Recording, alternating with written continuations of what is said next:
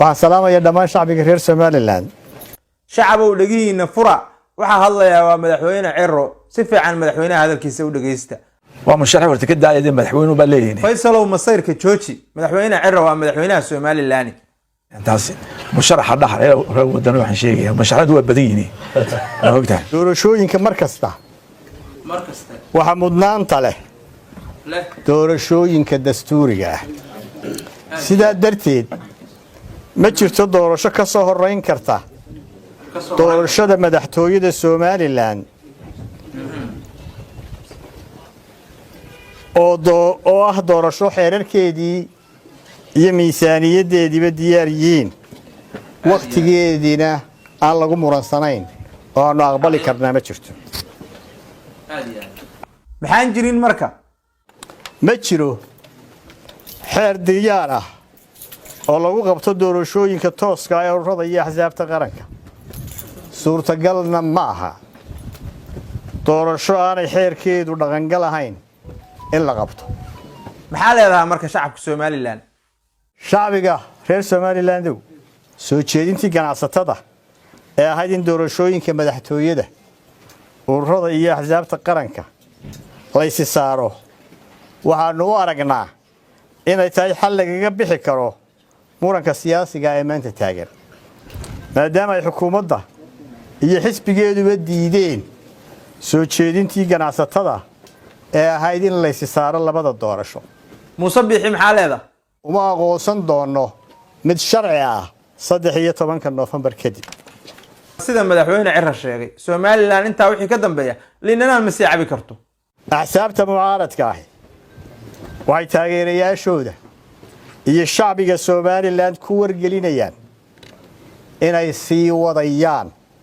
isu soo baxyadii silmiga ahaa oo kuwii hore ka abaabul weyn ka baaxad weyn oo socon doona inta hal siyaasi la helayo ama doorashada madaxtooyada la qabanayo Soomaaliland isbedel ay u baahan tahay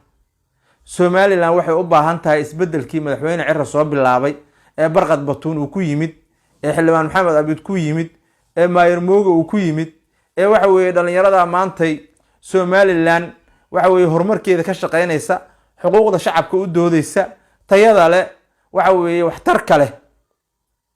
isbedelka noocaasa asagoo aan xil hayno madaxweyne Ciro soo bilaabay oo musharax ah haddii Soomaaliland madaxweyne uu ka noqdana Soomaaliland cagaheedii ku istaagaysa aqoonsi bay helaysaa hore bay u soconaysaa waxaan leeyahay hala taageero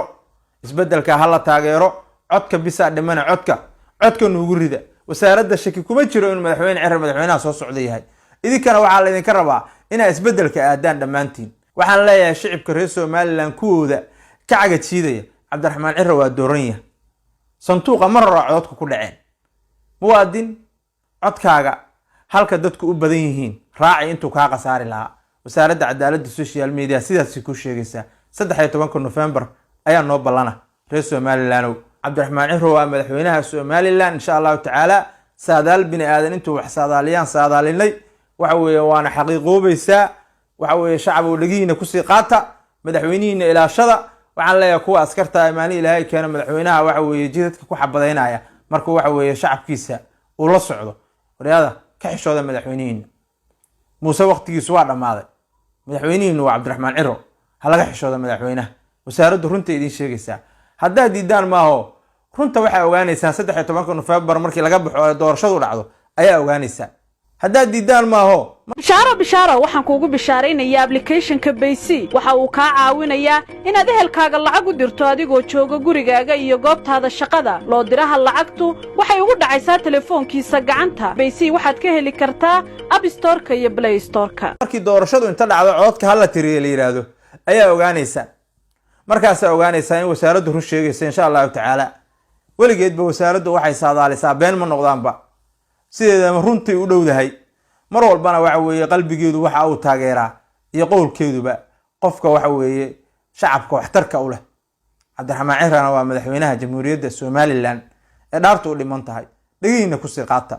ma raadinaysaa inaad quraanka kariimka ah barato xifdigiisa qiraa'adiisa tajwiidkiisa sida ugu wanaagsan adiga iyo ubadkaagu adiga oo gurigaaga ama goobta shaqo jooga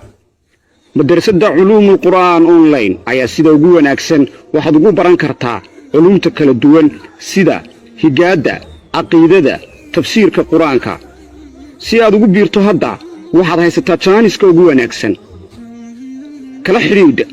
lambarada kala duwan ee WhatsApp-ka ee shaashada ku qoran